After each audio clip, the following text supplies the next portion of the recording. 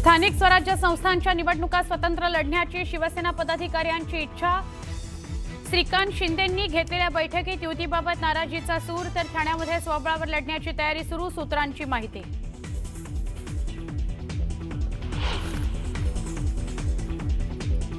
नगरपालिका जिल्हा परिषद निवडणुकीतही मुंडे बहीण भाऊ एकत्र येणार, पंकजाताईंसोबत एकदा चर्चा झाली, अंतिम चर्चा बाकी आहे, धनंजय मुंडेंची माहिती।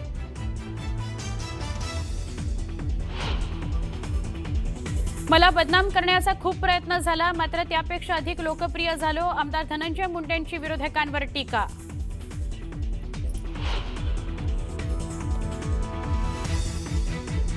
आत्महत्या करण्यापेक्षा आमदाराला कापून टाका, शेतकरी परिषदेत बच्चू कडूंचा वादग्रस्त विधान, तर आमदाराच्या घरासमोर लघुशंका करण्याचं विधान केल्यानं नवा वाद।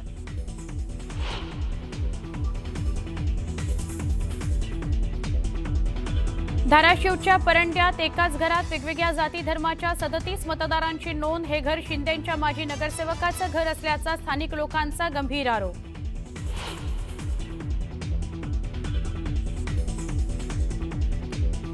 जतमधील राजाराम बापू पाटील साखर कारखान्याचा यंदा धुराट पेटू देणार नाही, गोपीचंद पडळकरांचा जयंत पाटलांना इशारा, कारखाना ढापण्यात आल्याचा पडळकरांचा दावा।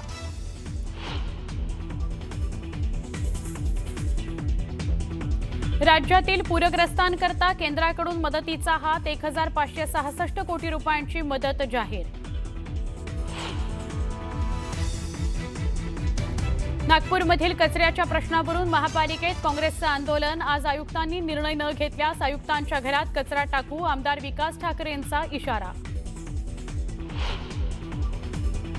चाळीसगाव बाजार समितीत कांद्याच्या दरात 300 ते 400 रुपयांची घसरण, मध्य प्रदेश आणि कर्नाटकातून आवक वाढल्यामुळे दर घसरले, शेतकऱ्यांमध्ये नाराजीचा सूर।